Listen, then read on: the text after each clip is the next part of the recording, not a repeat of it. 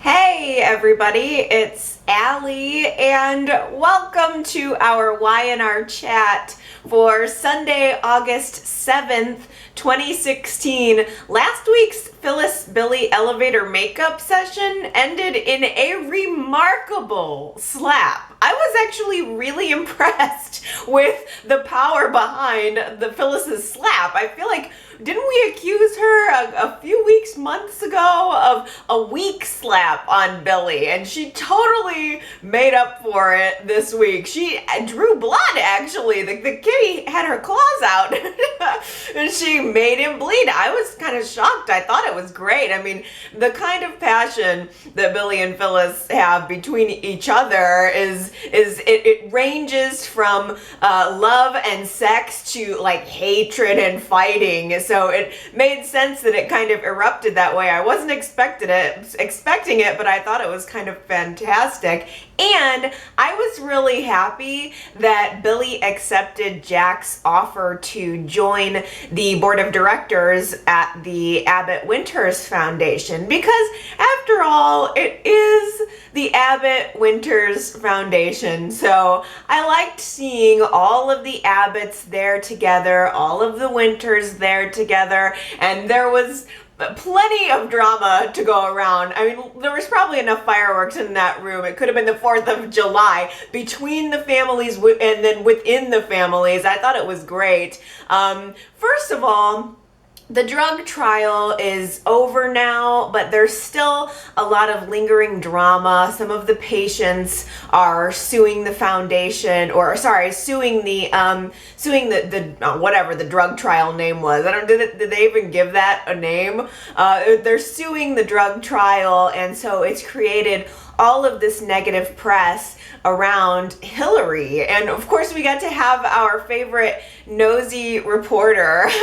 She got up in Hillary's face with her microphone. I love her. I love that actress. I just think she's cute and fun and quirky. I want to see her more often. I want to bring her on the show and hook her up with Neil or Devon or somebody. She's adorable, but she's moved on from gossip reporting into hardcore, like unveiling of big news stories. So she was pressing pretty hard on Hillary, and Ashley came in and tried to smooth things over, but it's clear that Hillary's kind of always on her own page. She never really agrees with what anybody else is saying, including Devon. Devon comes up with a very reasonable suggestion to just pay a settlement, make the whole thing go away, and Hillary just has this fiery just resilience within her where she never really wants to admit that she's wrong, and she certainly doesn't want to pay all these people all of this money. So she's in opposition to Devon on that matter, and it's just making her look bad. The more that she wants to fight it, the more negative press she's ultimately going to end up getting. And because she's a member of the Abbott Winters Foundation, all of that negative press is drawn onto a foundation where they're trying to do something really, really positive. The Abbott Winters Foundation is all about helping people recover from addiction, and they don't need all of the drama that comes along with Hillary and her work and her life. Now, I think it's interesting that they decided to bring up a motion to have her completely voted and removed from the board. I had a feeling that it wasn't going to go through. I had a feeling that Hillary was not going to let it go through, because one by one, all of her enemies are sitting at the table at the board meeting. Lily, Ashley, Phyllis, they're all giving reasons why Hillary should just be kicked to the curb. And Hillary does actually a pretty good job of going back and forth between being vicious right back at her naysayers, which by the way were the women, well, plus Billy, and also kind of trying to, I think, to the guys present a little bit of her softer side and reasons why they should be empathetic toward her. She specifically reached out to Jack and said, hey, I'm here because I want to do something in honor of my mother.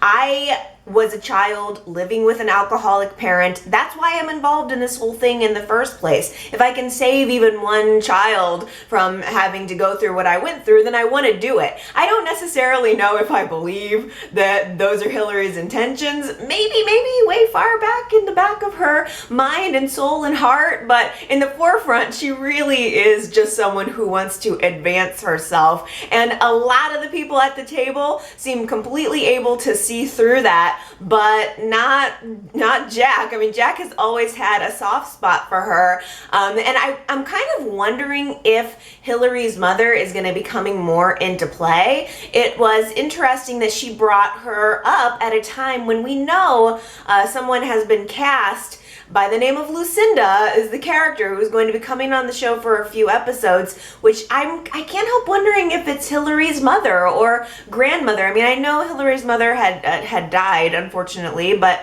there could always be a twist of her still being alive, or even just a grandmother coming in. I kind of feel like Y&R might be trying to set us in a softer Hillary direction. She plays the villainess, the she-devil, with an incredible amount of it feels real, it feels, but yet it feels over the top at the same time. I've really enjoyed this wicked version of Hillary, but at the same time, I think that Y&R might be trying to take her in a softer direction, but she was really not fooling any of the ladies at the table. I love how Lily just jumps on her at any chance she can. Ashley has all the reason in the world to want Hillary out of the way for everything that she's done to her. And then there's Phyllis. In the middle of Hillary's plea to Jack, Phyllis steps up and says, wait a minute, I am not about to let you stand here and use my husband as a way to get what you want. And Phyllis just laid into her publicly. I mean, she stood up. Everybody else just sat down and gave their argument, but Phyllis stood up and hovered over Hillary and from across the table and just let it rip all of the bad things Hillary's done. And Hillary wasn't about to take it. She stood up and she fired right back. I thought that was kind of one of the greatest moments of the week. I liked seeing how the two women were going at each other. They had supporters and detractors. And then, I mean, some people just, I think, mostly Devon and Neil, I think, sitting at the table kind of covering their face.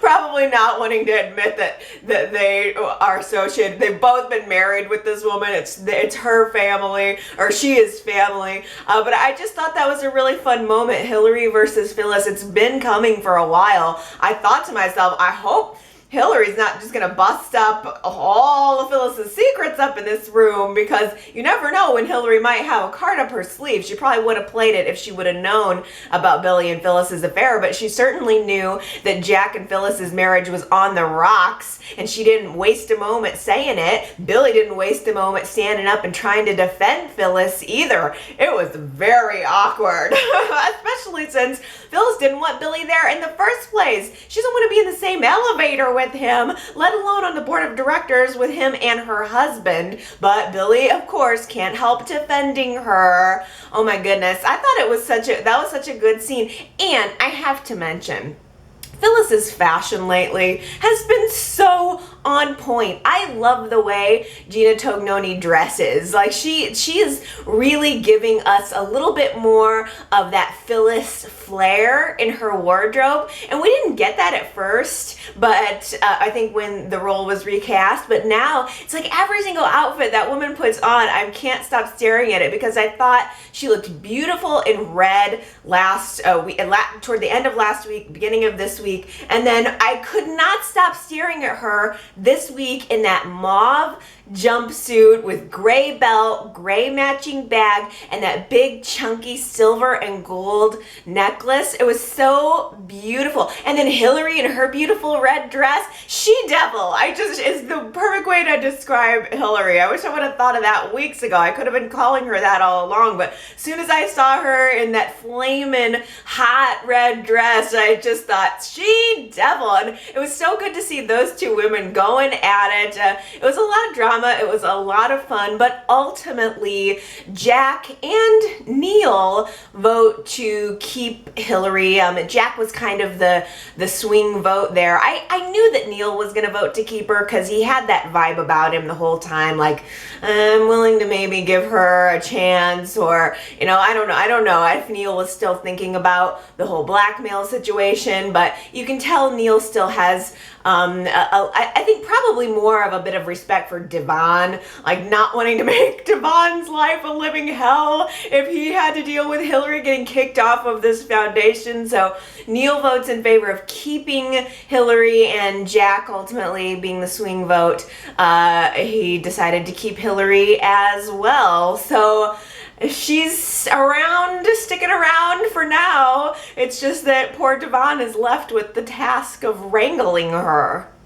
It completely made sense to me that Victoria did not want to leave Newman Enterprises and just let Victor win. If getting her out of the picture is what Victor wants, then Victoria would have every reason in the world to want to stick around and try to fight at Newman Enterprises.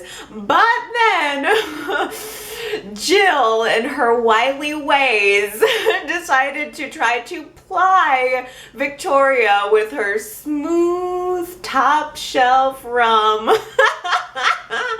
and completely got Victoria to turn around. Well, at least during her buzz, she was turned around. We'll see if she wakes up, has a hangover next week and decides to not work at Brash and Sassy, or maybe to try to work both. I don't know, but I really loved seeing Jill get Victoria drunk. I mean, I liked that that was Jill's idea, and I liked seeing stiff upper lip Victoria letting her hair down a little bit, getting a little loose, and just kind of wobbling around the athletic club, wobbling to the lab and talking to Billy. And she's such a stiff character that it's an extra special treat to see her drunk and a little bit out of control, which was the original appeal of the Victoria and Billy relationship. If you remember when these two characters first got together, it was very much putting in opposition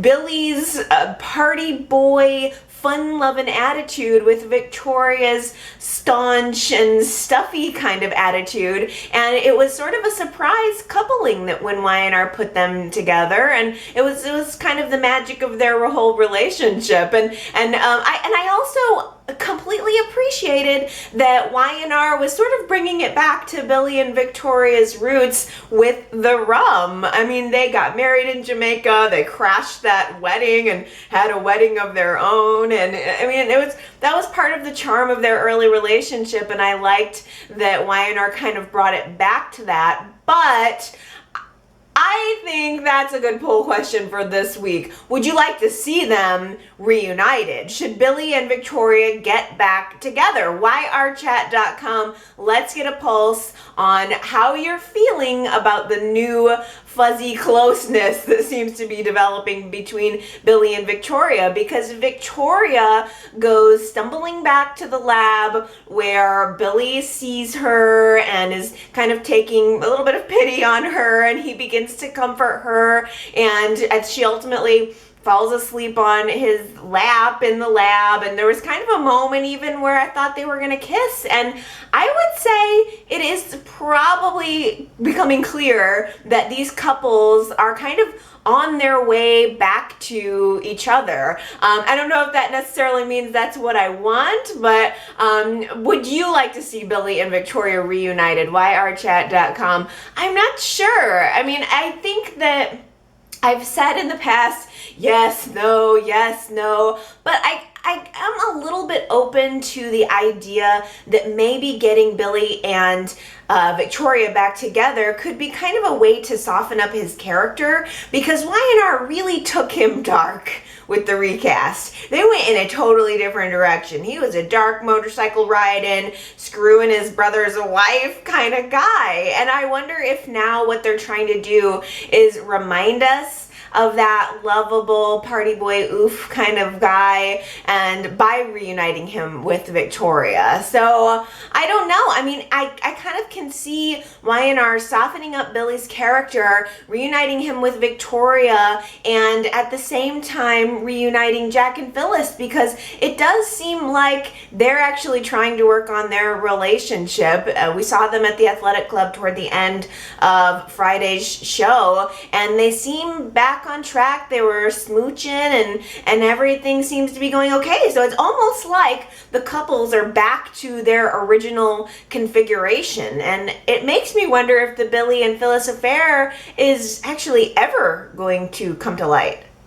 If Victoria is indeed out at Newman Enterprises, then Summer may become Victor's new Victoria. I can completely see her being his new sort of lapdog. At first, she turned down Victor's offer for a job, but then Luca kind of pumps her up and she decides to go back to the company. She gets her own new office. I'd say that means she's gonna stay at least around, or she's gonna at least be seen, or something important's gonna happen there, because we don't get a new set for no reason. Of course, they could recycle the office for all I know, but I thought her office looked really nice.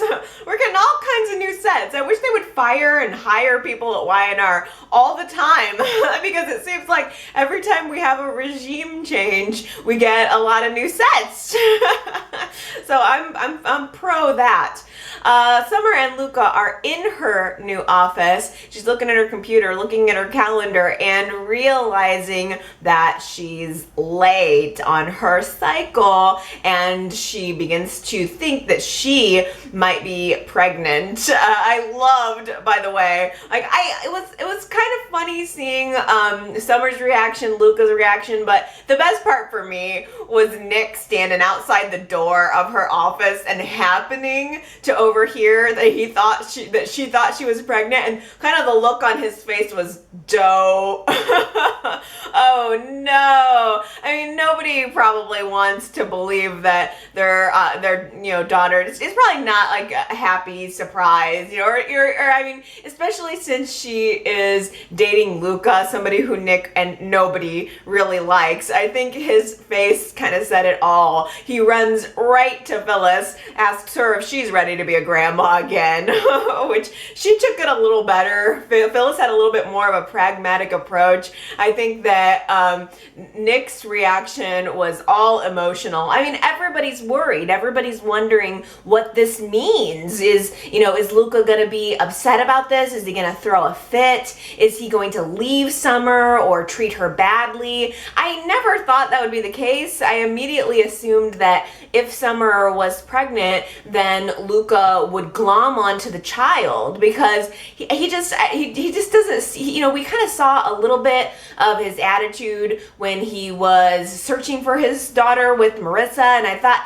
I can see him being more of the kind of guy who would want to make up for that mistake. He sort of strikes me as similar to Adam in the way of that he wouldn't probably abandon his child, of course, even though he did it once, I suppose. But all of it becomes a moot point, as it's just a false alarm. Summer has taken 3 pregnancy tests. She is absolutely not pregnant. I think that you could hear Phyllis and Nick's sigh of relief like 3 states over. But Luca had a very different reaction. He had a more positive reaction. The idea of Summer being pregnant actually made him feel more bonded to her, and actually made him decide to propose marriage to her. He says he loves her more than ever. He liked the idea of starting a family with her. He gets down on one knee, he has the roses, he has the ring, he even busted out a little bit of Spanish for the occasion and asks the woman to marry him, to which of course she says, "Sí." Yes, I will marry you, my Spanish hottie. Oh, I kind of wonder, especially looking back at that flashback sequence of Summer and Luca's relationship. I think Wynar's trying to soften up Luca too. There are so many ways in which I felt this week was a lot about character development and maybe taking, I mean, if you think about it, Hillary and Billy and now Luca, these are characters who started out kind of mild or were mild at some point, and Wynar really kind of put them on steroids and made them kind of go bad, like the bad apples, and it feels like maybe they're getting pulled back in a little bit. I can see Wynar softening up Luca, but at the same time, Victor and Nick are still trying to find out who was behind that oil spill. So glad to know that that's still a question out there, because I was completely confused by it and hoping there was going to be some resolution on it. I can't imagine what else it's going to be other than Luca. I feel like Wynar's either going to make Luca completely not guilty and they're just going to find a way to whitewash that whole storyline and say it was Travis or say it was somebody, so they're, bring someone in that wasn't even on the scene at the time and completely blame the oil spill on someone else entirely. Or I think it's possible that either Victor and or Nick are going to find out that Luca was behind the oil spill the whole time, and Summer will realize that his betrayal was even bigger than he already confessed to, which would put a little bit of a hitch in their wedding wagon. Natalie who? I mean, Natalie might as well not let the door hit her on the way out as far as Kevin is concerned, because the millisecond that Chloe walked back into Kevin's life, Natalie was gone. She was a ghost in his mind. Ex-wife in, current girlfriend out. She didn't matter at all, which is shady. It's kind of like Kevin's dog and Natalie a little bit, frankly, I think. I mean, at least he was honest with her. The paternity test ended up being negative, and he still decides to break up with Natalie. I mean, Kevin made it very clear that he was hoping that he would be the father of Bella, but even though he's not, he has decided that he wants to be there for Chloe. He wants to be with Chloe, and at Michael's behest, Kevin does actually decide to break it off with Natalie, be honest about his feelings, which I felt really bad for her because she saw it coming. I mean, all of a sudden, all the classic breakup lines were coming out of his mouth, and he just had to do it, and she saw it coming, and she was very offended, which I have no idea what that means for Natalie. I have no idea, but I'm also a little bit disappointed with Kevin for wanting to just fall back into Chloe's arms so quickly when she does not want him. She's already made it clear that she does not want him, and she gives him any crumb of affection, saying, "Kevin, I mean, look, I know you're not Bella's father. I would never keep that from you, but I'm sure you would be a really good father." He takes any little amount of affection that she gives him, and now he's turned it into chasing this dream of a family with Chloe again, which makes him look so pathetic, and I was so tired of it around the time that she left town the last time, and I don't really want to see it again. But he wants to be a dad. He wants to be a husband. He offers to let Chloe move in with them before he even broke things off with Natalie. So he's all in on Chloe, even though he's not the father of her child. Now, I personally still think that's debatable, but let's take a look at last week's poll question, which is who's the father of Chloe's baby. 54% of you said it's Billy. It's obvious, it's Billy. I saw a lot of various reasons, even just down to the resemblance that the child has to Delia. And of course we have had the scenes of the paternity, or the sperm that Chloe stole from the lab, which, by the way, quite a few people told me that was the original scene that we saw, indicating that it was indeed Billy's sperm. So that's good to know. But I think most YNR chatters anyway, 54%, are taking that at face value and saying that Billy is the father. 26%, including me, say that Kevin is the father. And then we have 20% saying neither.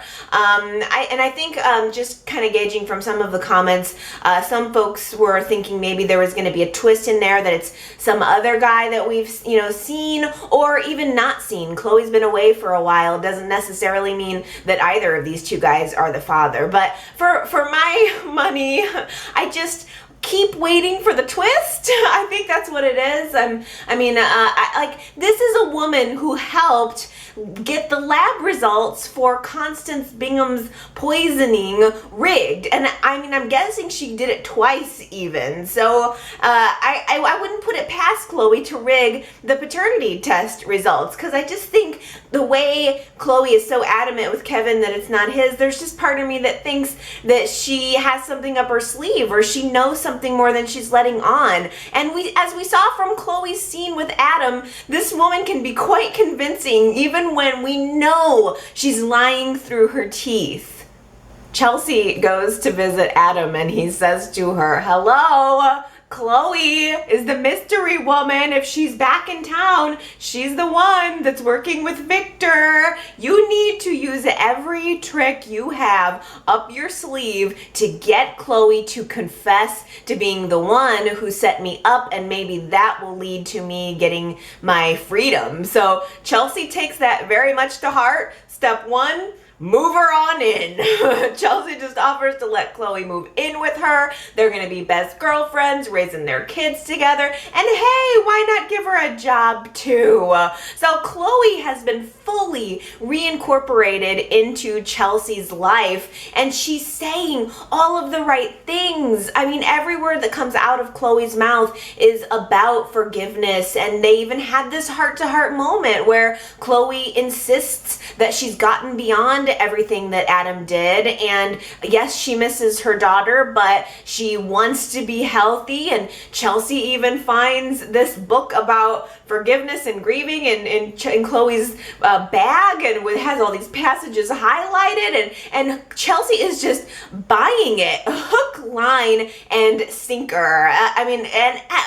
And not only that, but Chelsea goes to Adam and says, "Look, I don't think she's lying. I think Chloe's being really sincere." And honestly, part of me thinks, Chelsea, wake up. Why don't you see this? This woman ran over your husband. Not even that long ago. Just every reason in the world to want to frame him. But I kind of think that Chelsea is approaching it more from a mother-to-mother / guilt angle. I think because Chelsea's looking at their children playing together, Chelsea wants to believe that Chloe is stable and that she just wants to be a good mom, and that's what she's focusing on, and that she wouldn't go to such lengths to seek revenge on Adam. But I also think Chloe is also clouded by guilt. If you remember back when Adam ran over Delia, when Chelsea found out about it, her guilt was incredible, and in some ways, equal to Adam's, because Chloe was her best friend.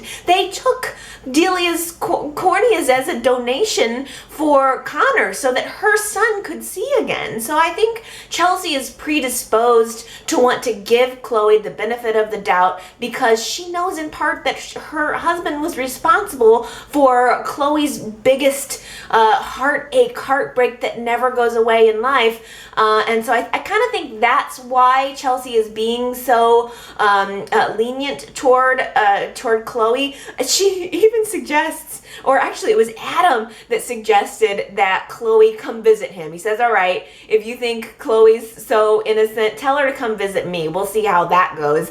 And she does. And Chloe, of course, goes in there. They come face to face. Adam behind bars. We know that Chloe is behind setting up Adam, and yet she's sitting there looking him in the face, singing the same old tune that she's saying to Chelsea about how innocent she is and how much she would never do that to him, because she's not focused on him. She's focused on her life and her daughter. It was really convincing too.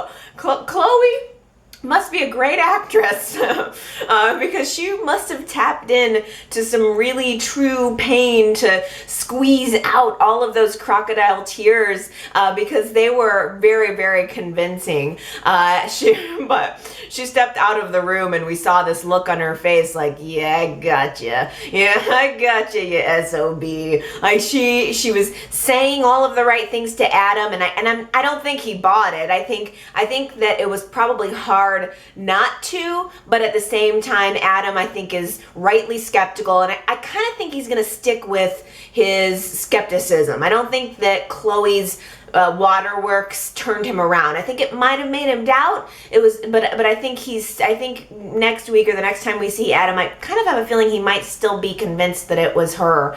But the look on her face when she left that room was no, I'm enjoying every moment of it.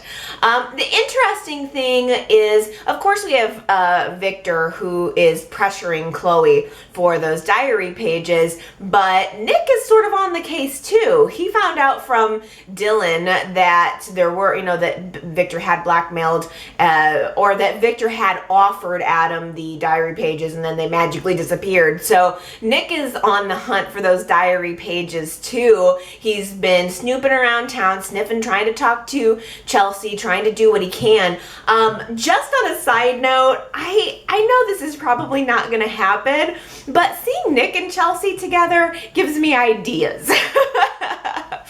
Was anybody else kind of thinking when Nick paid a couple of visits to Chelsea this week that they might be kind of a good couple? Like maybe Nick and Chelsea could have a relationship while Adam's away?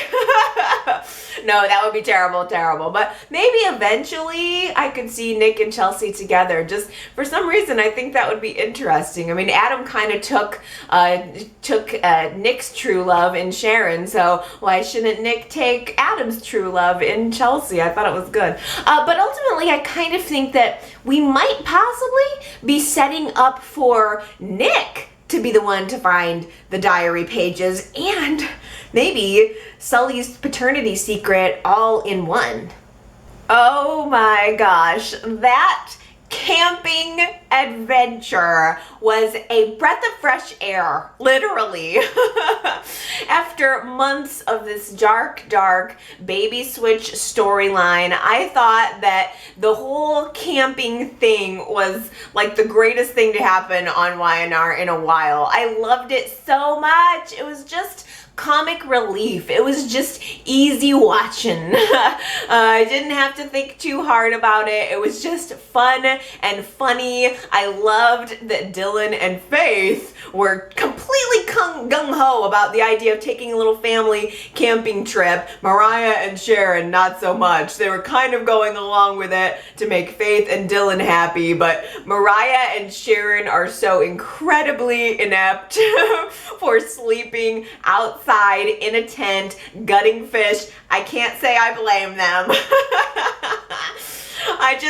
Even the opening scene of them all showing up in the woods, and Sharon has her big old floppy hat and sparkly tennis shoes on. Like, I don't know what camping trip she is dressed for. She must have accidentally Googled glamping because camping, no. Sparkly shoes, no.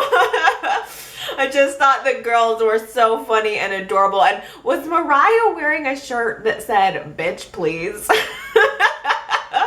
You could tell that Y&R had the part that said bitch pinned so that it wouldn't come apart. Like she had the shirt on and then the flannel over it, and it was kind of pinned so that the full word wouldn't appear, which is weird because Y&R says the word bitch. They say it. They're like, girls call each other that on the show when they're having a fight. So I don't know why. I guess it would have been a little more shocking to see Mariah just wearing the shirt, but I thought that was a funny choice of attire for a camping trip, and I literally laughed out loud when Sharon pulled that container of goat cheese and artisan crackers out of her bag so that she and Mariah could snack on some real food while Dylan and Faith were off catching fish. I mean, the girls were funny. It felt like I was watching just sort of a quirky little comedy there. I mean, it was so easy and so fun, and I liked watching the expression on Sharon's face as she guiltily pulled the goat cheese out. It was just so funny, and frankly, I thought that Dylan was a really charming and sweet foil for the whole thing. I mean, he even had this chance to acknowledge his adopted father and his roots, and that camping is something that he's into, and he used to do that with his father, and it reminded him of some of the experiences he had in the military, which we should be careful of considering he has had disconnect issues. He's had PTSD, but I liked seeing Dylan in his element. It really highlighted how different Sharon and Dylan are, but how they are also very complementary.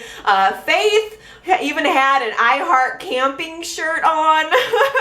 So it was cute to see Dylan and Faith so excited about this whole thing, and Mariah and Sharon just trying to dodge all of these horrible camping activities and just really not wanting to be there. I thought it was really funny. And I mean, the greatest moment of the whole thing was them sitting around the fire telling ghost stories, and Faith's wanted to tell the ghost story of, I think she called it the baby stealing ghost. Let me tell you the story of the baby stealing ghost. I mean, the look on Sharon and Mariah's face was like, because it's always Faith in the background. I mean, Sharon and Mariah are constantly having conversations about this baby switch thing, and Faith is always in the background walking in and saying, what's going on, guys? Or who knows what little Faith could have overheard in that house. So there was a moment of, is Faith gonna say something here?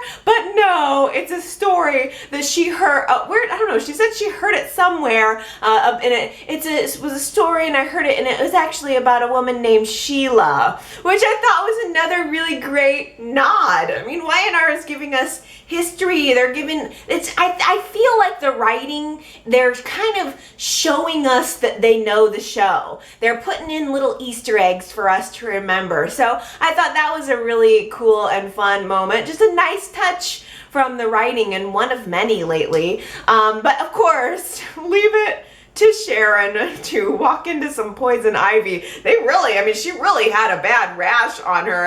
It looked pretty gross. She had to leave and go to have Dylan take her to the hospital, and Mariah and Faith stayed behind, had a nice little sisterly moment, and by the time that Sharon and Dylan got back with the baby, they were just seeing Mariah and Faith snuggled up, sleeping, and the whole camping adventure sequence kind of was left on a, oh, look at our happy family sort of note, which was nice. I mean, I think that I thought it was, to me, it just felt nice and easy and fun. And I think that either this is going to be one of those instances where no one ever finds out about the paternity of Sully/Christian for years. And by the way, it has happened. I mean, we went for a long time before we found out that Malcolm was actually Lily's father, and the audience kind of knew and suspected the whole time, but Y&R let that one sit and stew and marinate for a long time. So, I mean, the fact that Sharon and Dylan are sitting there leaving on a note of, our family is happy, things are good, either Y&R is gonna leave it that way for a long time, or we're just setting Dylan up for even bigger humiliation and even bigger heartbreak. Last week we had a Who Said It quote that went like this: "Look at that lonely, unmarried woman." I can't believe that Jill said that. That was one of the worst things I've ever heard come out of her mouth. It almost sounded like something your grandma or great grandma would say, just assuming that because she's unmarried, Victoria is lonely. I mean, she's just looking at Victoria walking through the restaurant, having absolutely nothing to base this on, just seeing her and assuming that because she doesn't have a husband, she is lonely. I don't know, for some reason that just seemed like such a terrible thing to say, and yet such a wonderful Who Said It quote, which quite a few of you got it right. Maybe it was just such a bold statement that you guys are like, yep, that sounds like a Jill quote. T, Nicole, Sandra, Candida, Becca, Harper, Natalie, Tanya, Sharita, Beatrice, Jamie, John Christopher, and Amanda all got that one right. 12 people. That was a lot of you. I guess maybe that one was a little bit obvious, but I couldn't pass it up. It was just too juicy of a thing to say. But let's see if you guys are going to be as good on this week. I don't know. I think this one is a little bit harder. I'll tell you, the answer to this one is not Jill, although it could be. Do you know who said this? Sometimes I'm a little shady. Not Jill, but it could have been Jill. If you think you know, though, who said sometimes I'm a little shady, you can go to yrchat.com, leave your guess, and if you get it right, then I will give you your shout out on next week's YNR chat. One guess per person, please. Don't be shady. Don't be shady like this person, but I'll be curious to see what you guys all guess and if you caught it. Sometimes I'm a little shady. I'd say that's our cue for reading out some of your comments. So Henry left me a comment at yrchat.com saying, there must be a reason for the camping trip other than on the surface appearing just to be a huge waste of time. Henry, I was kind of wondering if it was going somewhere, and actually Jasmine had left a comment on the YNR chat site mentioning that she thought maybe at the camping trip Sully was going to get hurt and maybe get taken to the hospital, and that might lead to the paternity reveal. But I kind of think that maybe it was just sort of an easy scene. I don't think maybe YNR had decided to do anything other than just something fun for that, which is really surprising given the last several years of the show where it has seemed like everything has to be a big reveal. Everything has to be a twist or a bang or a crash. To see a fun scene just for the fun of it, I think is a little shocking and a little bit jarring, but I really liked it. I felt in a lot of ways it sort of summarized the entire week. There wasn't a whole lot of big blow-ups and twists. A lot of it was just character development and easy watching scenes, and while I don't necessarily want every week to be that, I kind of thought it was nice just to be able to sit back and relax and watch the show and not have to fire up my brain too much. T. Nicole at yrchat.com says, I want that fiery Chelsea who went after Victor right after Adam was taken to prison. That Chelsea wouldn't trust Chloe and she would be conning her to find out the truth. Yeah, I know. Chelsea is definitely got her blinders on here. No doubt about it. And I like the fiery Chelsea too. I thought that that's what we were gonna get. I was very surprised to see how much Chelsea just welcomed Chloe with open arms. But of course that's gonna get blown up sooner or later and she's gonna feel even more betrayed. I don't know what that means for the long-term viability for Chloe being on the show now, because if everyone everyone finds out that she did this to Adam, Chelsea's not going to forgive her. No one, Kevin's not going to forgive her. Well, I don't know. Maybe Kevin will be the only one to forgive her. It's just I can't see that blowing up and there not being any repercussions for her. Wouldn't she go to jail? I don't know. Is Chloe going to be around for a while? I got the impression that she's sort of around for a while. I don't know where YNR's going with that though. Katie left me a message on Facebook saying, what's worse, setting up your best friend's husband, sending him to prison, or giving a convincing, heartfelt speech about forgiveness and moving forward? Geez, Chloe, did you practice that one in your mirror? Yeah, Katie. Okay, so what's worse, setting up your best friend's husband, sending him to prison, or the heartfelt speech, or I'll add one to that mix, stealing a guy's sperm and getting pregnant with it? Which of those three things is worse? Because even though we don't necessarily, I feel not confirmed that Chloe is, that the child is definitely Billy's. She still stole the sperm, and that's still, it's pretty bad.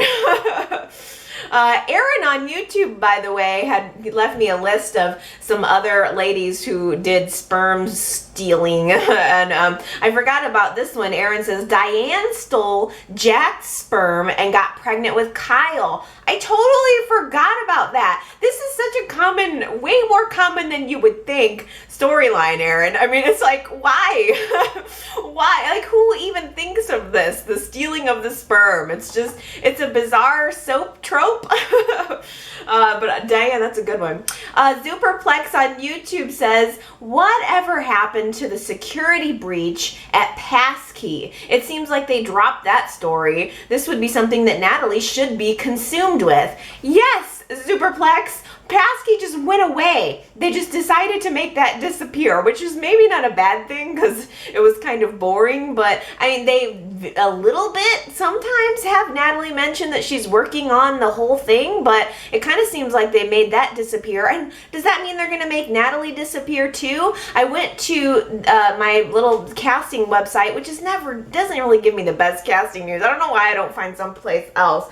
It only gives me super official stuff. But I'm thinking, is Natalie gone from the show? What are they going to do with her? If Kevin's going to be completely consumed with everything and all things Chloe, what happens to Natalie? Is she going to work on, I mean, if she's not working on Passkey and that's no longer in the forefront, she doesn't seem to have a purpose.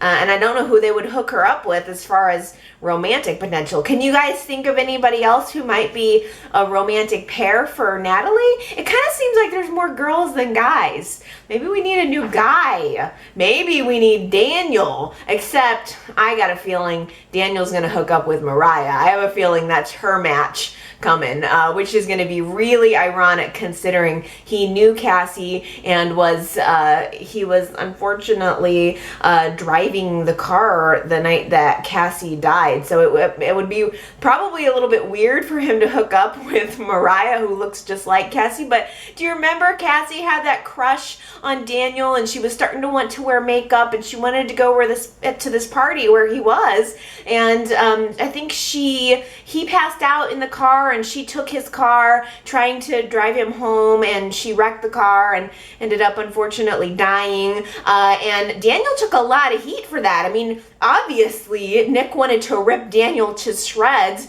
It's ultimately something that kind of began the Nick and Phyllis relationship. Not necessarily affair, but Phyllis was supporting her son. Nick wanted to rip his face off, and I think that sort of created the relationship between Nick and Phyllis, which later developed into the affair. So anyway, I think that it's a possible nod to YNR history to bring Daniel back and have him maybe at least develop a friendship with Mariah. I think he's only going to be around for a couple episodes though, so I don't know if maybe we could do a Daniel, Mariah, Natalie short-term love triangle. Maybe they're going to just test the waters since it's the 11,000th episode that Daniel's supposed to be returning for. Not sure. Oh, gosh. Connor left me a voice message about Jack, Phyllis, and Billy, that whole situation. This was like a deep freaking analogy, Connor. It literally blew my hair back. I'm listening to this and I'm like, oh my God, that's freaking genius. Connor says the whole Phyllis, Jack, Billy triangle, he calls it nightclub, okay? Because you got your home, okay? You got your home space and you got your nightclub space. And you can go to the club, the nightclub, and you can have fun. And that represents Billy. But eventually you realize, well, I do have to go back home, and that's Jack. And Connor says sometimes the nightclub tries to follow you home, but you can say no. I love this analogy, Connor. It's just, I wish I could summarize it as great as you summarized it. Sometimes I wish I could just play your guys' voicemails because you said it so much better than I could, but I really like that. It is true. It's almost like Jack is Phyllis's home base. That's where she finds her comfort. That's where she keeps her stuff. That's always going to be home. But Billy represents this fun thing that you can go and do while you're out. And yeah, it's really good and it feels really good, but ultimately you have to go home, and ultimately you kind of want to go home. So that was really, really good. I'm impressed. I have a feeling maybe you were out nightclubbing this weekend. Sandra at yrchat.com, this is another like really deep comment.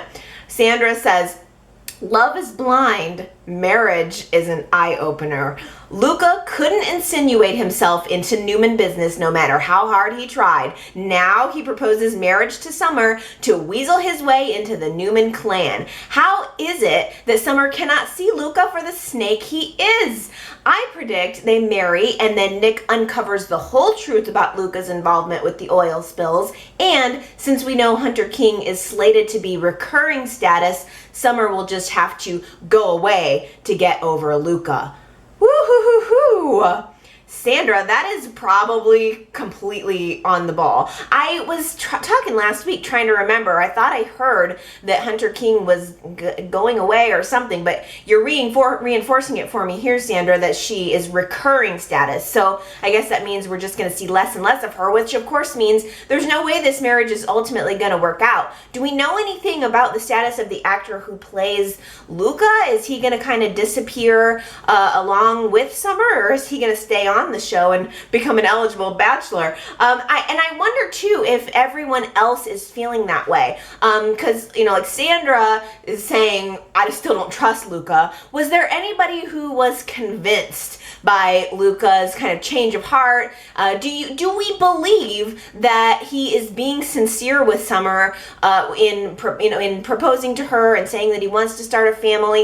Is this all just some deep ruse still to get back into Newman Enterprises? Or do you think that he actually loves her and is actually wanting to start a life with her? Has he changed? Has Luca changed at all? I think that there's no more denying that he has been a snake. But my question for you guys is, do you think that he's a reformed snake now?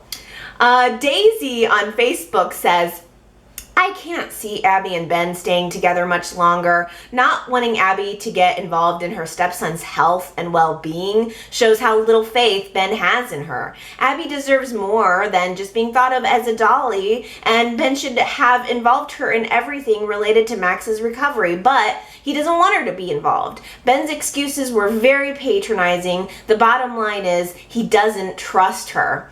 I'm really glad you brought that up, Daisy, because I wasn't even going to talk about Ben and Abby because it feels like the same thing that it was last week. I feel like I've said everything about Ben and Abby last week that I could say again, and I completely agree with you. I think that Stitch is shutting her out, and even though he gives her lip service, it just never seems to want to amount to anything. He's telling her he wants to start a family last week. This week, he he doesn't want to start a family. He's not ready. He tells her that he wants her to be involved in Max's recovery, yet he shuts her out and doesn't include her in the whole, information release on Max's status. I don't know if Ben is trying to protect her from knowing how bad the situation with Max is. Whatever he's feeling, I'm not connecting with it. I'm not saying that I don't understand what he's going through and what he's been through, but at the same time, I can't make excuses for not communicating. It's the number one thing that you need to do in a marriage, and I don't know why he can't just do it. Whatever you're feeling, Ben, just let it out. If it's sadness, if it's anger, and maybe it is anger toward Abby, and he's not wanting to put that on her, but whatever it is, you have to say it, because otherwise all we're doing is witnessing the crumbling of a relationship that has no real reason to crumble. I don't know. I agree. Sean at yrchat.com says, okay, so I find it very irritating that Hillary accuses Dr. Neville of trying to kill her. Does she not forget what he did to save her? He made a miracle treatment that kept her alive. Plus, she should also be thanking him for taking the shot for trying to speed up the drug trial. Otherwise, Hillary would have been the one to go to jail. Thank you, Sean. I wasn't even going to mention that either, because it's like, I roll my eyes every time Hillary and Devon act like Dr. Neville was trying to kill her. He wasn't. He saved her more than once. It just so happened that the last treatment didn't work out. Sorry, it happens. It was a drug trial. If you're in a patient drug trial, you have a level of acceptance that it's not something that's been FDA approved. So you have to accept that it might not work. And furthermore, I really like your point about her blaming everything on Neville when he's the one that ended up taking the fall for something that she did. Watching her stand there with that reporter going on about how it was all his fault and he was a bad employee for switching the results. That was all you, Hillary. It was all you. Cheyenne on YouTube says, I liked Hillary and Devon making plans for the future. This was last week. I can tell that Mal Young is working to repair all the stuff that has happened. Cheyenne, I have seen that in so many ways throughout the past 3 weeks now. It really feels like couples that were broken up are coming back together, and you can just see it everywhere. New sets, and I know, like little Easter eggs of history being dropped into the show. I really feel a difference in YNR these last couple of weeks. I don't know if Hillary and Devon are ultimately gonna make it. He seems to just put up with her no matter what she throws at him. Bless him. Justin left me a voicemail with a couple of anniversary notes. Did you guys know that 1 year ago, I guess it would be next week, the whole cabin murder mystery thing was resolved? We found out that Harding was the actual murderer. Can you believe that's been a year? It feels like so long ago. 2 years ago, Justin says, Gina Tognoni made her premiere as Phyllis. And Justin asks, which Phyllis do you like better? Do you like the Michelle Stafford version or do you like the Gina Tognoni version? Justin says he likes them both equally. I kind of agree. I have an appreciation for the Michelle Stafford Phyllis. It is, kind of a part of the past. I remember watching her in the 90s and I remember appreciating and being kind of drawn into her affair with Nick. There was a lot good that Michelle Stafford brought to the table, but I'm totally in camp Gina Tognoni. I think she's really given us a new, more mature and interesting version of Phyllis. If you asked me if I wanted to bring Michelle Stafford back at this point, I'd say no. I'd rather have, at this point in time, the Gina version than the Michelle version, but I still have an appreciation for the Michelle version. If you guys want to tell me which Phyllis you guys prefer, and if you could replace her, would you? I think that would be another interesting question for this week. Thank you, Justin, for bringing that up, and thank you for sending me this really cool YNR Seek and Find word puzzle. Wherever you're watching or listening to YNR chat, I'm going to put a link to this Seek and Find. It's like a one-page that you can print out, and it has like Y&R related words that you can find in the word jumble. It's really cute. It's really fun. I'm going to put the link to it in the description for this week's video and podcast, so that if you guys want to print it out and do a Y&R related seek and find, that's completely courtesy of Justin. He is really good at doing like poll questions and hypothetical questions and games, which I love. So super huge thanks, because those are really fun and really cool, and I do appreciate it a lot. And I'm excited to do my seek and find.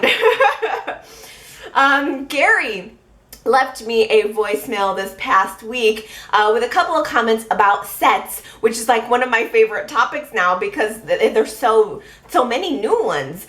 Gary called in after having seen Ashley just walking into the dive bar, finding Abby and Stitch laying in a public bed, basically making out. Gary says, "What kind of place is this?"